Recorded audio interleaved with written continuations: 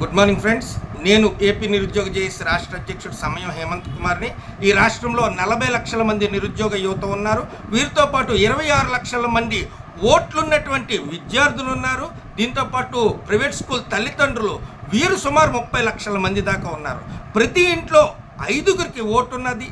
ప్రతి ఒక్కరూ కూడా ఒక్కొక్క ఓటరు 10 మందిని మోటివేట్ చేసి ఈసారి కూటమిని గెలిపించాలని మేమందరం సంకల్పంతో మా గతంలో జరిగినటువంటి ఈ యొక్క అన్యాయం మరొకసారి ఈ రాష్ట్రంలో నిరుద్యోగ యువతకు కానీ, విద్యార్థులకు కానీ, ప్రైవేట్ స్కూల్ తల్లిదండ్రులకు కానీ, అంగన్వాడీలకు కానీ, దీంతోపాటు ఎస్ఐలు, సిఐలు, కానిస్టేబుళ్ళు, మరి హోంగార్డులకు కూడా అన్యాయం జరగకూడదని. ఎందుకంటే వాళ్ళకి కూడా ఎస్ఎల్ఎస్లు, సర్వీస్ లీవ్స్ ఇవేమి ఇవ్వలేదు.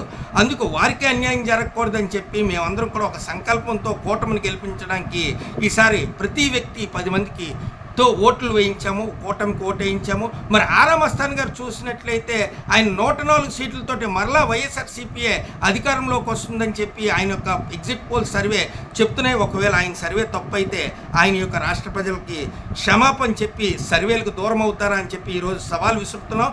మా సర్వే ప్రకారం 84 సీట్లు పైబడే టీడీపీకి వస్తాయి, 12 సీట్లు పైబడే జనసేనకు వస్తాయి, 5 సీట్లు పైబడే బీజేపీకి వస్తాయి. అంటే సుమారు 106 సీట్లు పైబడే కూటమి అధికారంలోకి వస్తుందని చెప్పి మేమైతే తేల్చి చెప్తున్నాం.